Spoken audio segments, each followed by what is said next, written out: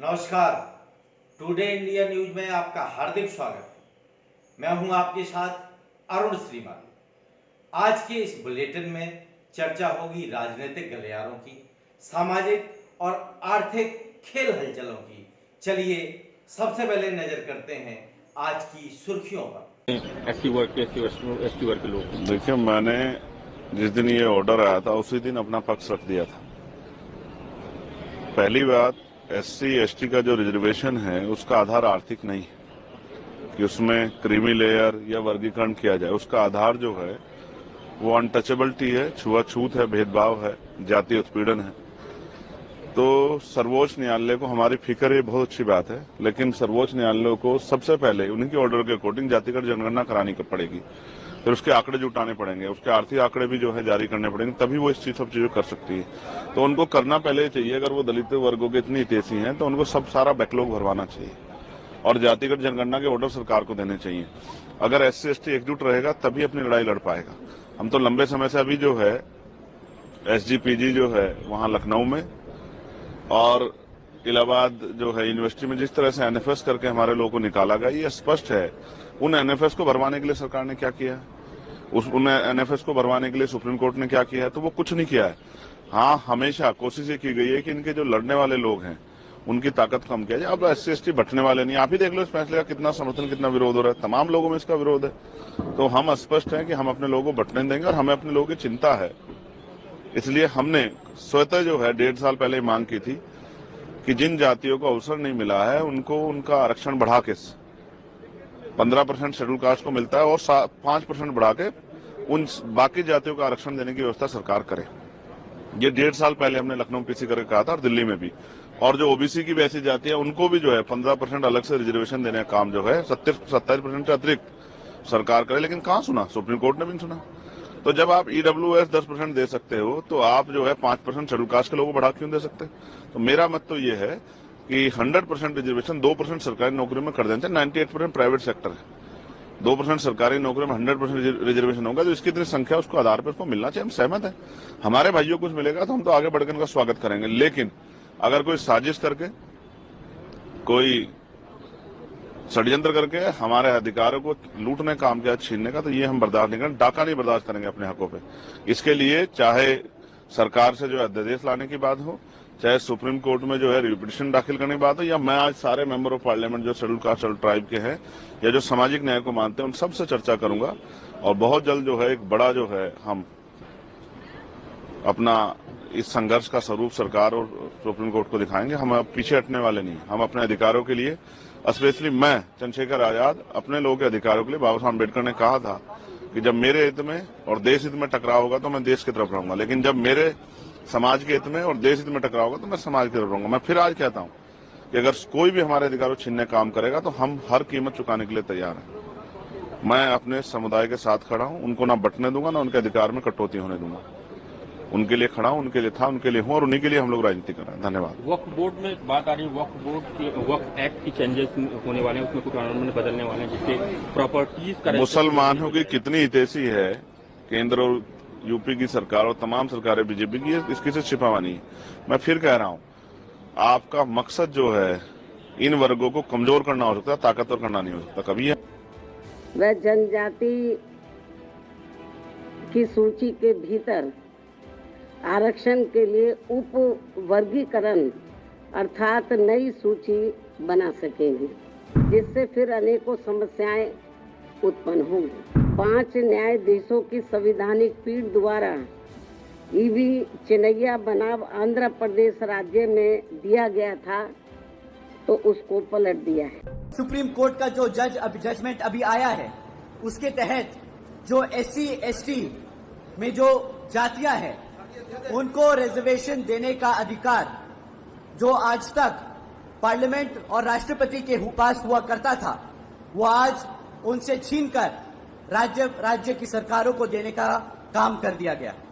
साथियों, इससे हमारे सभी एससी एसटी भाइयों का जो नुकसान है वो आप लोगों के बीच में मैं रखता हूं। साथियों, जब ये जजमेंट दिया जा रहा था तब माननीय सुप्रीम कोर्ट ने सभी राज्य की सरकारों से अपने वकीलों को कहा था कि भाई आप लोग अपने वकील हमारे सामने लाए और अपना प्रस्ताव रखें, अपनी मुद्दे रखने, अपनी बात रखें कि इस जजमेंट पे हम अपना डिसीजन ले। उससे पहले आप अपनी बात बताएं कि आपका क्या कहना है।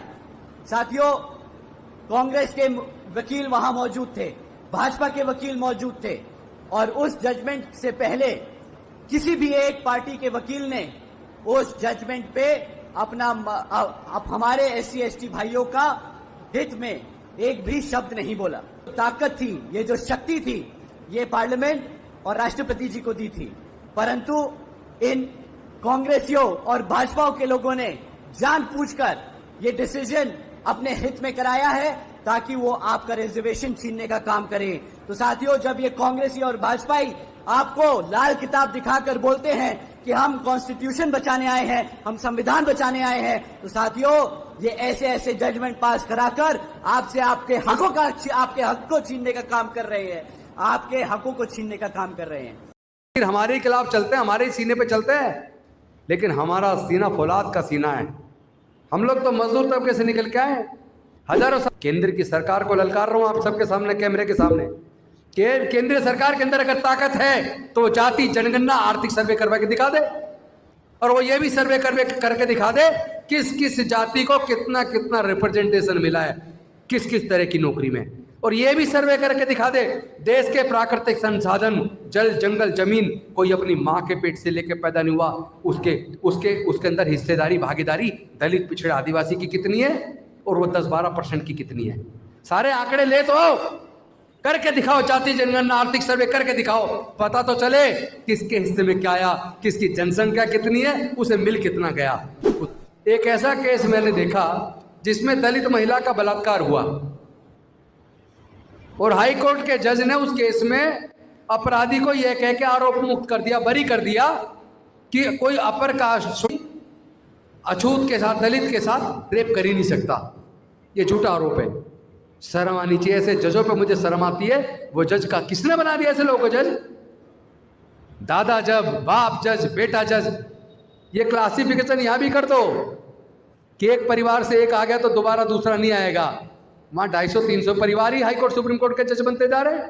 ज्यादा से ज्यादा आप कंटेम्प्ट ऑफ कोर्ट करके हमें जेल में डाल सकते हो। हम ये जेल वेल से नहीं डरते। हम अपने दलित पिछड़ा आदिवासी के हक अधिकार की लड़ाई लड़ेंगे, इसके लिए जो भी कुर्बानी देनी पड़े हम देंगे। तो देश तो तरक्की तब करेगा ना जब देश के सब लोग तरक्की करेंगे। 2 आदमी तरक्की कर लें, 1% लोग तरक्की कर लें, 98% बिल्कुल बेकार हो जाए, तो देश तो गर्त में जा रहा है। और ये जो कह रहे हैं ना विश्व गुरु बन रहे, विश्व गुरु कुछ नहीं बन रहे, ये गुरु घंटाल बना रहे हैं देश को, देश का सत्यानाश कर रहे हैं, और इनके खिलाफ लड़ना पड़ेगा। हम मिलकर लड़ेंगे। अनुसूचित जाति जनजाति पिछड़े वर्ग के वो लोग जो उनके नाम पर राजनीति करते हैं, जो उनके नाम पर सत्ता में MP MLA और मंत्री बने हैं, मैं पूछना चाहता हूं आंदोलनों में रोड पर उनमें से कितने आए? आकलन तो करना पड़ेगा। आरक्षण छीनेगा, ये हम वर्षों से कह रहे थे कि प्लानिंग चल रही है। जैसा रतनलाल जी कह रहे थे हुक्मरान बनने का सपना देखते रहे, पीछे से तुम्हारी जमीन खोद दी। भाई सच्चाई से कब तक भागोगे? सरकारी स्कूल लगातार कमजोर किए जा रहे हैं। पिछले 15 से 20 सालों में 2.25 लाख से ज्यादा सरकारी स्कूल बंद हो गए। जिस डिग्री को करने के लिए इंजीनियरिंग की डिग्री, मेडिकल की डिग्री, मैनेजमेंट की डिग्री, आर्किटेक्ट की डिग्री या दूसरे जो प्रोफेशनल कोर्सेज हैं, उन डिग्रियों को जिनको लोग वजीफे के पैसे से कर लिया करते थे या बहुत ही कम पैसे पे, बहुत कम खर्च से कर लिया करते थे, आज उन डिग्रियों को करने के लिए 15 लाख, 20 लाख, 30 लाख, 50 लाख, 1 करोड़ रुपया चाहिए। तो पहले तो इस मुद्दे पर लड़ने से पहले ये सोच लो कि वो 20 लाख से 1-1.5 करोड़ तक अपने बच्चे की डिग्री पर खर्च करने के लिए अनुसूचित जाति जनजाति पिछड़े वर्गों में कितने लोगों के पास इतना पैसा है जो इस खर्चे को उठा लें? कौन सा डाटा सुप्रीम कोर्ट ने कलेक्ट किया? कोई कलेक्ट किया क्या? एक ट्वीट अभी पढ़ रहा था मैं मंडल जी का, पिछले 4 साल में ईडब्ल्यूएस के 100 लोग आईएएस बने, उन 100 में से 74 आईएएस ब्राह्मण बने और 12 आईएएस ठाकुर बने, यानी हो गए 86। तो 74% तो केवल ब्राह्मण ले गए ईडब्ल्यूएस का, वो जजों को दिखेगा भी नहीं। क्योंकि एक्चुअल में मुद्दा वही है, ये जो हुक्मरान बनने की जो बात हम करते रहे, भाई हुक्मरान बन जाओ। मैंने पिछले दिन भी कहा था मीटिंग में, मान लो मुख्यमंत्री बन गए आप, योजना किससे बनवाओगे? ब्यूरोक्रेट से बनवाओगे। देश के अंदर अगर प्रधानमंत्री यहाँ बन गए और मान लो 81 IAS officer secretary government of India में और एक कैबिनेट सेक्रेटरी है मान लो, और उन 81 में से अगर 78 स्वर्ण जाति के हैं, यानी आपको प्रधानमंत्री जी को काम उन 81 लोगों से लेना है, और 81 में से 78 उस मानसिकता के लोग हैं जिस मानसिकता से आप पीड़ित हो और जिसको डिफीट देकर अपने लोगों के लिए आप तरक्की का मार्ग बनाना चाहते हो। तो वो 78 तो पहले तो फाइलों को ही घुमाते रहेंगे, वो इस इंतजार में रहेंगे इनका 5 साल पूरा कब हो, तो आपको घुमा घुमा के आधे से ज़्यादा टाइम किल कर देंगे। और मान लो किसी तरीके से बहुत ज़्यादा दबाव देने पे वो पॉलिसी बना के भी ले आए और उन्होंने बनाने में 3 से 3.5 साल लगा दिए, उसके बाद उसको आप कैबिनेट में लाओगे, कैबिनेट में पास करोगे, कैबिनेट में पास करने के बाद कोई बिल लेके विधानसभा में होगे, विधानसभा में आप पास कर लोगे, फिर वो कंसेंट के लिए जो एसेंट लेनी होती है उसके लिए राज्यपाल के पास जाएगा, 1.5 साल राज्यपाल लेके बैठ जाएगा, जैसा पश्चिमी बंगाल में हो रहा है, जैसा तमिलनाडु में हो रहा है, जहाँ या जैसा झारखंड में हो रहा है, जहाँ जहाँ विपक्ष की सरकारें हैं, अगर सरकार ईमानदारी से कुछ चेंज करना चाहते है, कुछ बदलाव लाना चाहती है, वो कोई योजना बना भी लेती है तो पहले तो बनाने में उसे को 4 साल गंवा देते हैं, और बनने के बाद फिर राज्यपाल उसको लेके बैठ जाता 1-1 साल तक, और तब तक सरकार गई, बन लो हुक्मरान, बोलिए आपका काम खत्म। सरकार, मैं पूछना चाहता हूं, जो अपनी भी सरकार बनी जिसमें पिछड़ों की भी बनी है, बहुत सारे राज्यों में पिछड़ों के मुख्यमंत्री हैं आजकल, दलित भी बने एक आध, क्या एक ने भी जाति जनगणना करवाई? एक ने भी क्या आर्थिक सर्वे करवाया?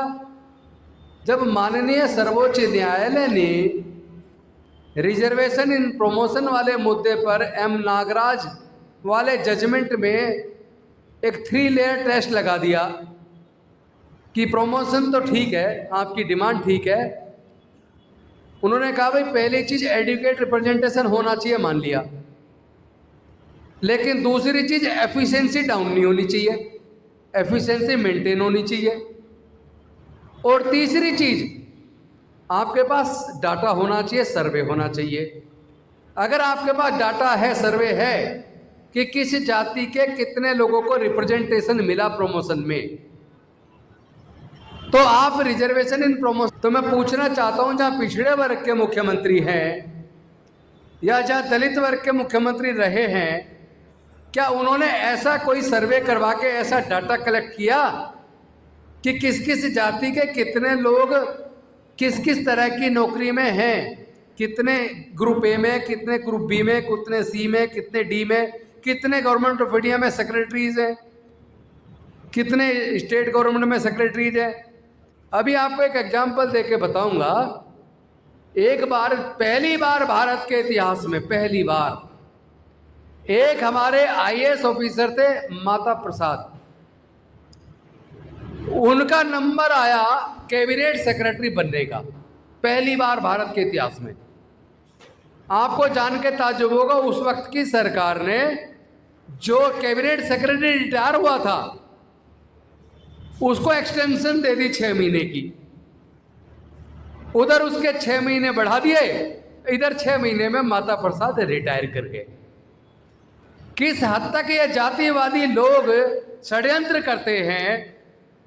और हमारे ही अपने एक वकील, हमारी वकीलों की टीम थी जिसको हम लोगों ने मिलकर बनाया था, SC ST एडवोकेट एसोसिएशन, तो हमारे साथियों ने कैट में केस डाला कि ये गलत एक्सटेंशन दिया 6 महीने का कैबिनेट सेक्रेटरी को।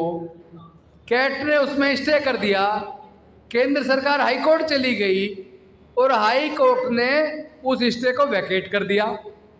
वही कोर्ट के जज जब दलितों का, पिछड़ों का, आदिवासियों का मुद्दा आता है तो उनके चक्षु खुल जाते हैं, लेकिन जहां दलितों का, पिछड़ों का, आदिवासियों की हकमारी होती है वहीं वो जज सो जाते हैं।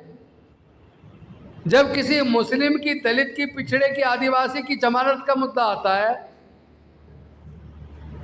तो एक लाइन लिखी जाती है, the offence is of a very serious nature, there is every apprehension of tampering with the prosecution witnesses, investigation is yet to be completed, hence I decline to grant bail. लेकिन जब मुद्दा किसी स्वर्ण जाति का आता है तो आता क्या लिखते हैं, 3 line, investigation has almost completed, there is no apprehension of tampering with that prosecution witnesses, hence I grant bail, I incline to grant bail. यानी सोच का फर्क है, जिसको मना करना मना कर दो, जिसको देना दे दो, डिस्क्रेशन आपकी है।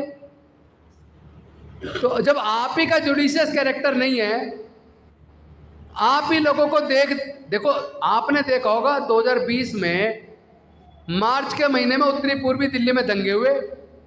सबको पता है दंगे कराने वाला कितना बड़ा नेता है, जो आज भी भारत सरकार में सबसे बड़ा मंत्री है। दंगे करवाने के पीछे वो दंगे करवाए सत्ताधारी पार्टी के लोगों ने बाहर से बुला के, और उन दंगों में जो गिरफ्तार